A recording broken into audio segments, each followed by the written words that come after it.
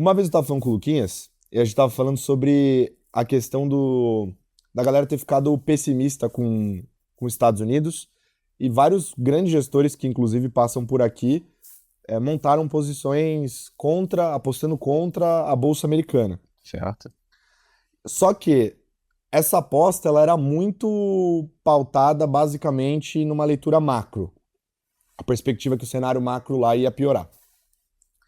O ponto é que, tudo bem, a gente pode falar que o macro não aconteceu o que a galera achava também, mas, principalmente, a gente viu uma mudança, uma tendência de melhoria micro nos Estados Unidos, as empresas melhorando muito, os resultados vindo muito fortes. Então eu queria trazer um pouco dessa sua leitura primeiro. Vocês que lá na IP são uma das grandes referências que a gente tem no Brasil em termos de olhar para ações aqui e lá fora. O que aconteceu nesse ambiente micro-americano? Olha, eu posso falar das empresas que a gente mais gosta, que são as empresas mais digitais, tá? Eu acho que parte do que aconteceu em 22, por exemplo, foi uma freada forte por conta do aumento de juros e uma certa ressaca de Covid após anos muito fortes de crescimento e de digitalização nos Estados Unidos. Por exemplo, Netflix teve ali um momento em 22 em que o crescimento de assinantes parou. Por quê? Porque acabou o mercado? Não, simplesmente porque houve um descompasso ali de velocidade de crescimento por conta dos anos fortes do Covid. Eu acho que isso assustou muito o mercado e fez uma compressão, junto com a alta de juros, uma compressão de múltiplos muito forte no mercado americano.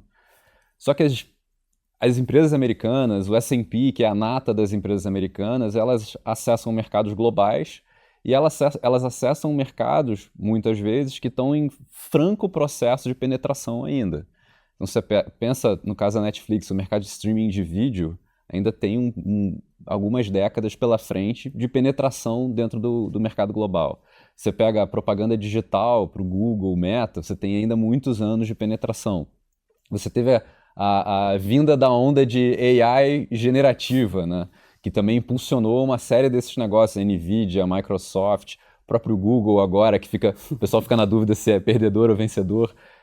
Então, eu acho que, de repente, o mercado lembrou que muitos desses negócios têm motores próprios de crescimento muito sólidos, que, além disso, os negócios são muito bons. Está acontecendo há muitos anos uma mudança de mix dentro do S&P.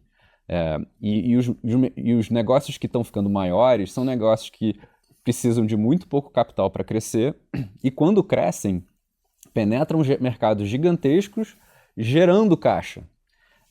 É uma coisa nova, é recente isso no capitalismo, é recente isso para o S&P.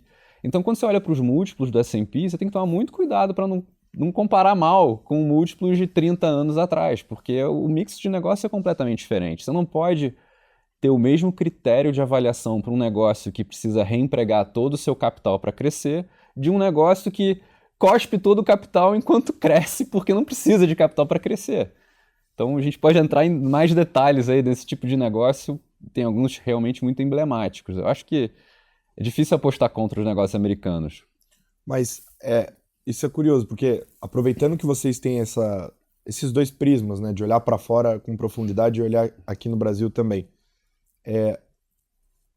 eu tenho a sensação de que, e aí eu não sei se é um viés meu, mas parece que lá fora bom, as grandes tendências do mundo, desses negócios digitais, escaláveis, que cospem dinheiro enquanto crescem, parece que quase todos eles estão lá.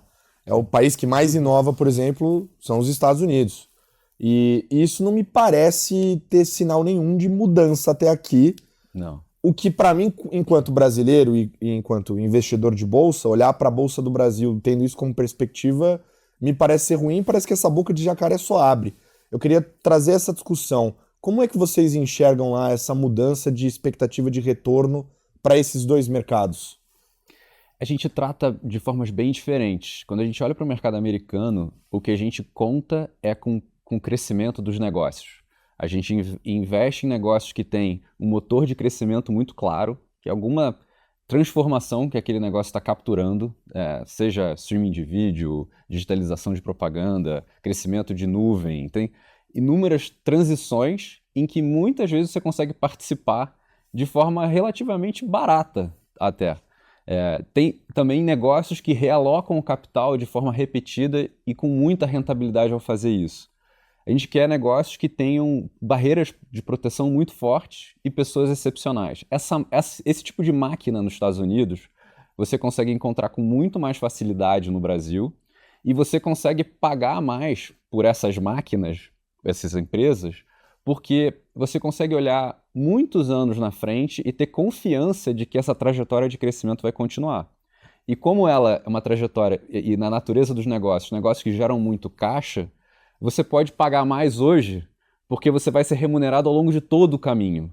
Você não vai precisar ficar reempregando esse capital ao longo do caminho para que lá no final você receba o caixa.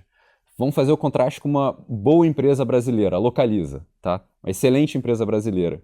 Para ela crescer, ela precisa comprar carros e alugar os carros. Então, se ela surpreender no crescimento, ela tem que comprar mais carros. Então, ela tem que reempregar o capital para lá na frente receber o capital de volta com o rendimento do capital. É outra natureza de capacidade de geração de valor. E então, quando a gente olha para o Brasil, eu acho que o mais interessante é aproveitar esse processo de repressão financeira que a gente está vivendo aqui. É todo esse ambiente em que não faz. Assim, as pessoas estão loucas para não correr risco. Então, quando as pessoas estão loucas para não correr risco pode ser uma boa, mas com calma e tendo muita firmeza no que você vai receber em troco, tá? Então, no Brasil, a gente busca yield, a gente busca empresas que geram muito caixa pelo que a gente consegue pagar por elas hoje. A gente não está contando muito com crescimento, a gente quer que o preço seja muito barato e o que a gente vai receber ao longo dos próximos anos seja muito firme. Então, utilities, bancos, shopping center, a Localiza eu acho que está barato o suficiente para isso também. Então, é uma lista menor, a gente tem dificuldade de pagar por crescimento aqui. Agora é uma lista que está realmente muito barata hoje em dia.